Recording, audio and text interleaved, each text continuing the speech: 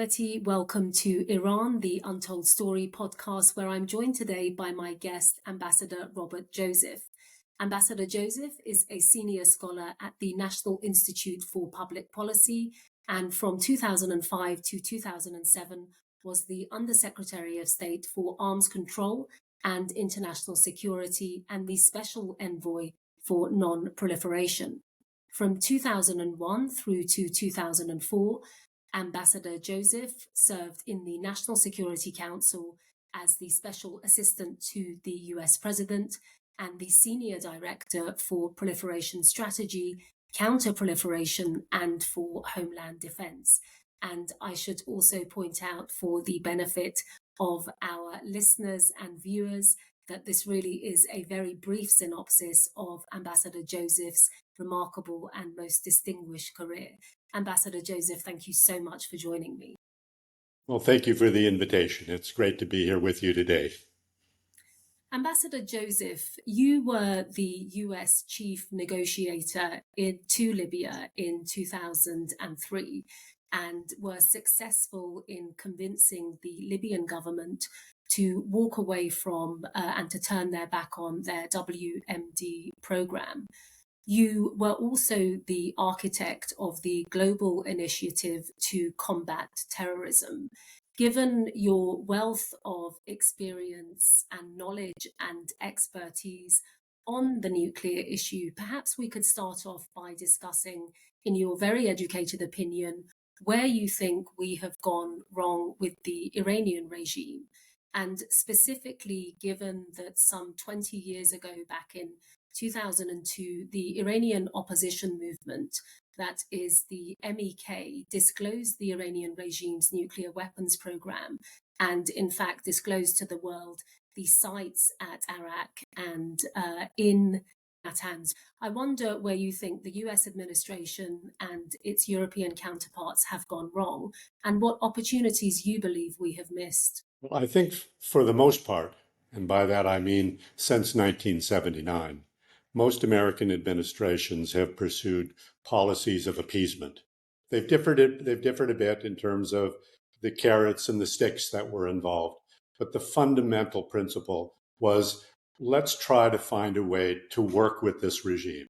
Let's try to identify moderates, and let's try to encourage, through concession after concession, a more moderate set of behaviors from the regime.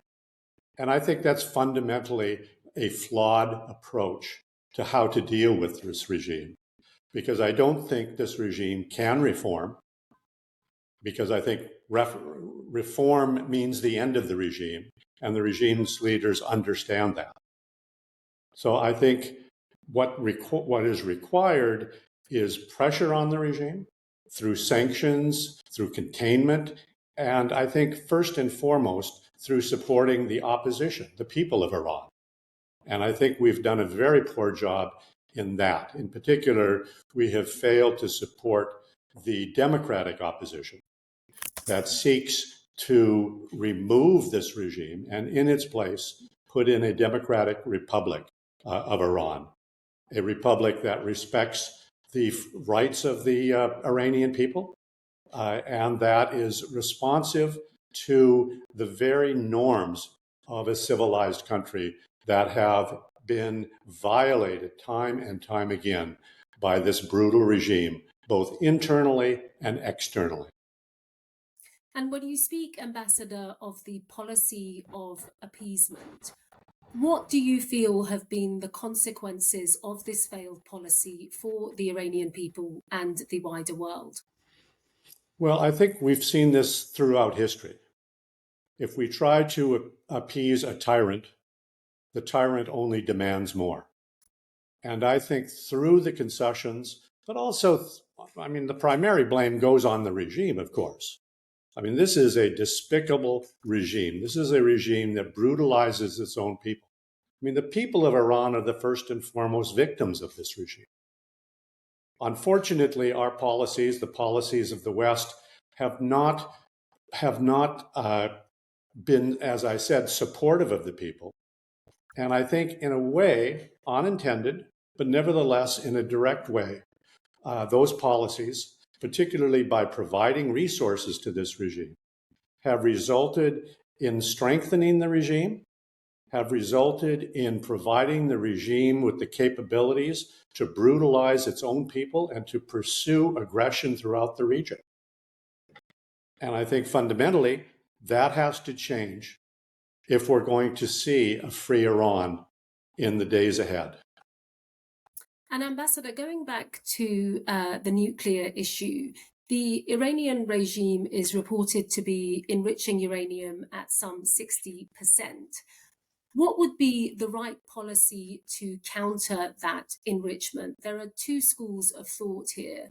One would have us pursue the idea that the nuclear program of the Iranian regime is somewhat inevitable and that it should be accepted, if not embraced. And there is another school of thought which says that, in fact, the only option is regime change by the Iranian people and that the diplomatic solution has failed so far. Ambassador, what would be your view? In your opinion, can the Iranian regime be trusted at all? Well, the Iranian regime has proved that it cannot be trusted in so many areas, but for me, in terms of my interest and what I've followed over the course of the last number of decades, in the nuclear area. The regime has moved Iran to a point where it is a virtual nuclear weapon state. It has played the West, it has played the IAEA, it's played other institutions to achieve what it wanted to achieve, to buy time, to acquire the capability, first through enrichment and manufacturing fissile material. You note 60%. Well, that's a very short way. There's only a very short way to get to weapons grade material, fissile material for the weapon.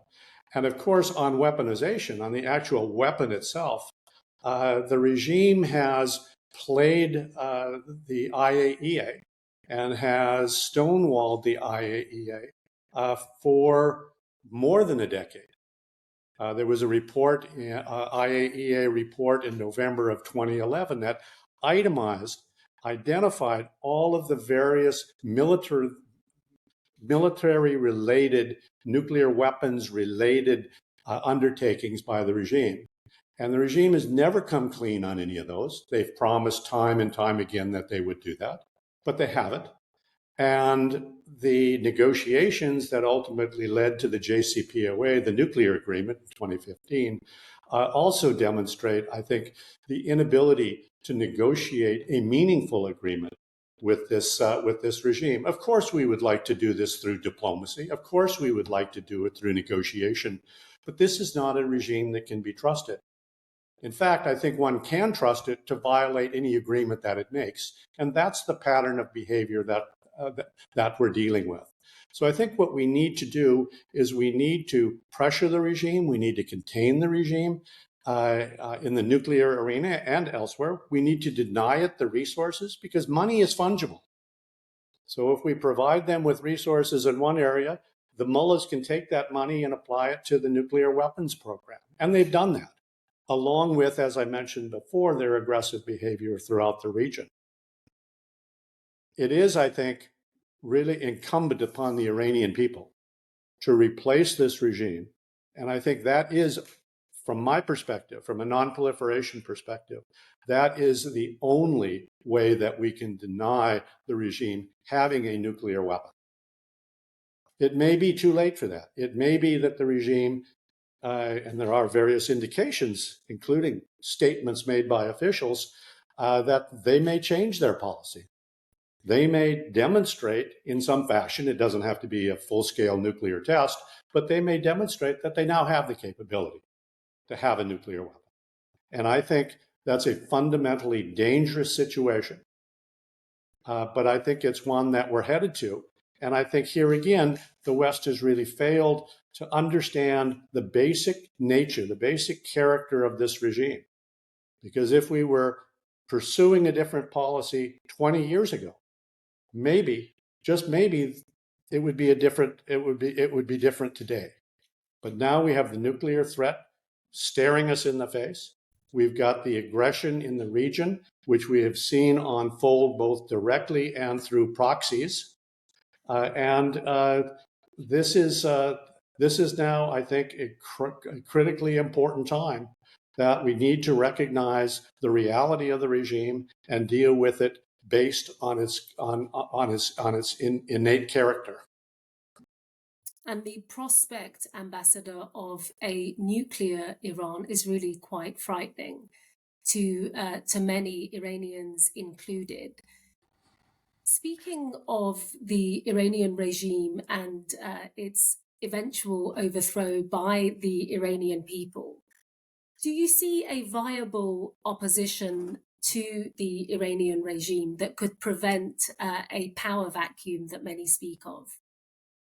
Well, I certainly do.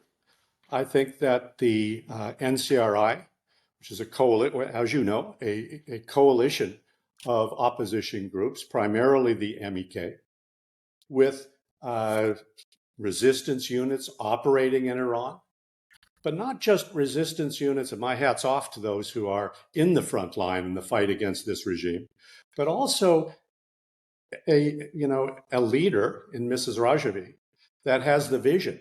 I mean, the 10-point plan of Mrs. Rajavi that calls for a democratic, secular, non-nuclear Iran is, I think, a clear example of moral leadership, and leadership that I think can serve as a rallying point for the opposition. The vision of Mrs. Rajavi, the vision of the 10-point plan has been adopted, has been complemented by hundreds of politicians throughout the West, really across the globe, because it does provide an alternative to a regime that is ruthless and brutal and is wreaking havoc in the entire region. And Ambassador, I'm glad that you have mentioned the NCRI, because they are a movement that has people on the ground in Iran, which is so important, as you said, the resistance units, but also the support of many in the West, both in the diaspora and also amongst the politicians around the world. There's a reason that the regime has made the MEK and the NCRI public enemy number one. And that's because it's the greatest threat to the regime. Now, I would say they've done quite an effective job of pushing forward a false narrative about the MEK and NCRI, a false narrative that has been, I think, exposed recently in terms of the regime's support for peddling stories, peddling false characterizations. But the truth will prevail. And I think that the organized opposition, which comes ready to serve the Iranian people, is a major benefit for the process of regime change, from within, and it has to be from within. But it's a major benefit. It smooths the way for a transition to a democratic republic. And Ambassador, when you mentioned the I guess fake news with respect to the NCRI, have you over the years been apprised of disinformation and misinformation with respect to the MEK and the PMOI, the NCRI? Well, unfortunately, I believe that the regime has done a very good job in terms of their mischaracterization, because it serves their purpose, because this is the opposition. And I think that in American universities and American think tanks, this notion of this mischaracterization of the MEK has had a very negative effect on coming to the right policies on actually coming to the policies that would support the people of Iran in their quest for freedom. And I think we need to work hard to put forward what is an accurate understanding of the opposition. And I think Mrs. Rajavi, as a woman who has devoted her life to a free Iran, provides enormous attraction to achieving, I think, a accurate characterization of NCRI and MEK. And Ambassador, may I ask when you were first introduced to the organization and how that association came about? I was first introduced to NCRI when the office in Washington gave a briefing in 2002 on the nuclear program. I was working in the White House as the nuclear guy, as the non-proliferation nuclear guy. And I was quite astonished, not only about what was briefed in terms of the information itself, but I was told that this was a terrorist organization. And I said, well, how can we have a terrorist organization giving a briefing in Washington on the nuclear program? Which kind of made me wonder and ask questions. And I soon learned more about the organization. And I became a real advocate for NCRI MEK because I think that they do provide such a positive approach to change, to fundamental change in Iran, to freeing the Iranian people so that the Iranian people have just the basic human rights and civil rights of any civilized country, rights that have been denied them by a religious dictatorship and a dictatorship of sort of medieval character. And Ambassador, given you are such a staunch and vocal supporter of the NCRI and Mrs. Rajavi, what values do you see or have you seen in your association with the organization and also with its supporters and members?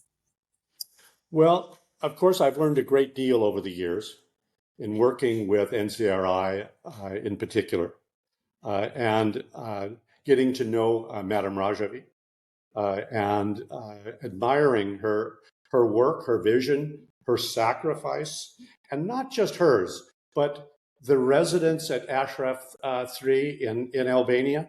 It's just inspiring when one goes there and talks with them. And each and every one has a personal story. And whether it's their mother or their father or their sister or their brother, the spirit of the residents is such that it's truly, as I say, truly inspiring to overcome the many sacrifices to work for the cause of a free Iran. I mean, I often think about the parallels between the cause today of a free Iran and the cause over 200 years ago in terms of an independent America. And when I look at documents like the Declaration of Independence, they're very relevant today to the people of Iran, to overcome dictatorship, to overcome brutality and repression, to achieve a free society, a secular society, a society in which their rights are recognized, to be able to choose the government. These are fundamental rights, inalienable rights, as we said in our Declaration of Independence. And they are, Ambassador, fundamental rights and should be universal, although sadly they are not. We spoke earlier of the 10-point plan, which is Madame Rajavi's roadmap for how she would like to see a future Iran. Why do you believe, Ambassador, that people should get behind the plan? And what does the plan mean to you? Well, I think people are behind the plan. As I said, hundreds of dignitaries, across the globe have expressed their support for the 10-point plan. In my own Congress, in Congress here in Washington, both in the House of Representatives and in the Senate, there's a great deal of support expressed for the 10-point plan because it's a plan that is achievable, but it's also a plan that holds high the standards of behavior of government and of citizens. And I think that's, that's exactly what is necessary. That vision is exactly what is necessary to motivate the people of Iran to throw off the yoke of ruthlessness that has governed them since 1979. And Ambassador, what do you think a future Iran can and should look like?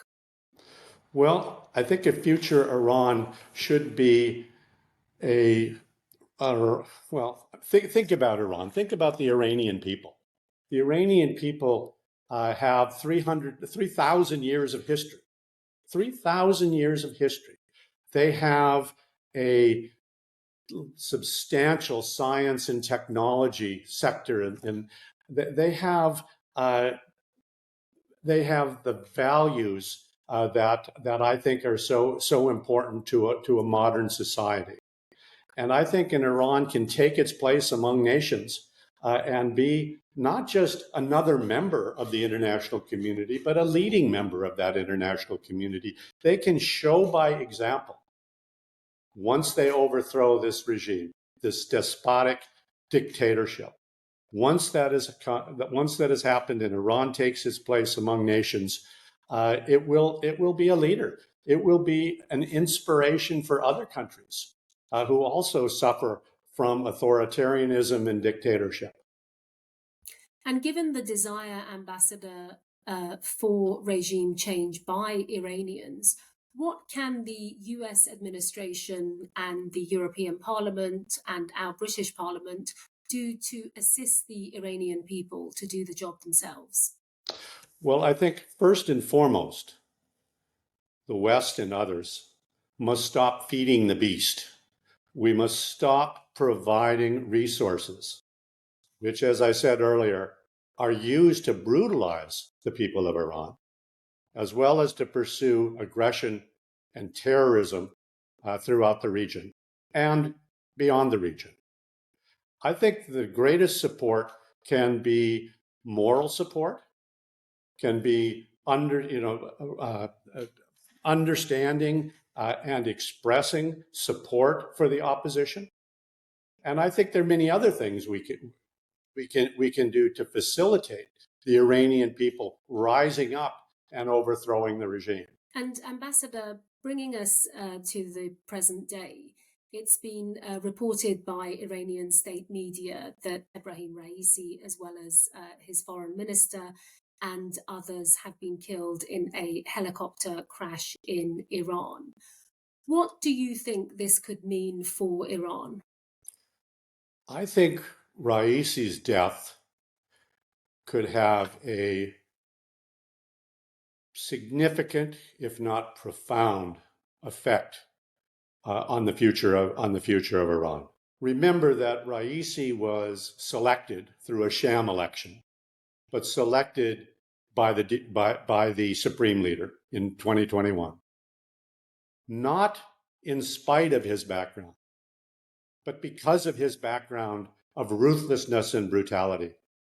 This was the man known as the Butcher of Tehran. This was the man that participated in mass executions, including of the PMOI, the MEK, thousands of members. This is a man who was what was put in place as president to instill fear in the population, to intimidate the population, and to stamp out any dissent, any popular dissent by the Iranian people. I think his death shows the vulnerability of this regime. It shows that even as desperate as this regime is, because of the many different crises that are ongoing, both internal and external. Think of the economy, think of the resistance, think of, the aggression and the regime's role in Syria, in Gaza, elsewhere. This will add another, I think, important fissure in the foundation of the regime, and could potentially lead to, I think, a new set of uprisings that the people are celebrating in Iran and outside of Iran. Iranians are celebrating this, and little wonder. I mean, this is a man who perpetrated what I believe are crimes against humanity. This is a man who, I think, by being installed as president, brought great shame to the Iranian nation. This is a man whose death, I think, shows not just the desperation, but the vulnerabilities of the regime. And I think, as I said, it may become a catalyst for additional uprising. It's certainly, I think, important in the sense that his death will show that this false narrative associated with the regime, that the regime is the only choice, that the regime that has no alternative. We've got to support the regime. Well, I think that false narrative, is clearly undermined by the death of this tyrant. And how, Ambassador, do you feel the Iranian people could capitalize on this crisis? Well, the Iranian people have much greater knowledge than I do of the internal situation. And I think the Iranian people can, once, I think they can capitalize it in many ways through resistance on the ground, and that would include both those brave souls in the resistance units, but also the average person. The average person who simply has had enough. They've had enough of this regime. And when the supreme leader tries to put forth yet another brutal dictator as president, which he will, I mean, if anything's predictable, that's predictable, there is, just civil disobedience. Enough of this. It's been more than 40 years. We're now looking at 45 years of dictatorship. That's not what the Iranian people want. And I think that Raisi's death provides an opportunity to express opposition in so many different ways, whether it be, again, resistance units acting on the streets of Iran, whether it be strikes, whether it be other forms of civil disobedience. Enough of this regime. And I think the Iranian people are at that stage. Absolutely. Ambassador Joseph, finally, may I ask you to give me 3 adjectives to describe the NCRI and your experience with them over the years, and also your reasons for choosing the adjectives? 3 adjectives. One would be committed.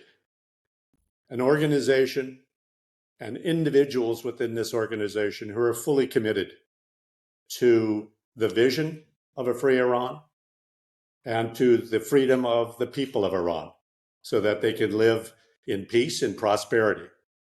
Because this regime has robbed the Iranian people of both their national birthright and prosperity. The corruption of this regime is endemic, it's pervasive, and the resources of this great nation have been used to fuel confusion and aggression and repression of its people. So commitment is one. Another is visionary. And here I would say that this vision that is clearly reflected in the 10-point plan of Mrs. Rajami is inspiring. It is the vision that I think has guided revolutions in the past and has resulted in nations such as my own. The motivations, as I said earlier, are very similar to 250 years ago when we were fighting for our freedom. So visionary would be another. And the third is just, and I don't mean to sound sentimental, but it's a group that wishes well for the people of Iran and that supports the principal cause of bringing the Iranian people into a new era in which they are free. I think those would be the three that come to mind. Ambassador Joseph, it's been an absolute pleasure. Thank you so much for joining me. Well, thank you for having me.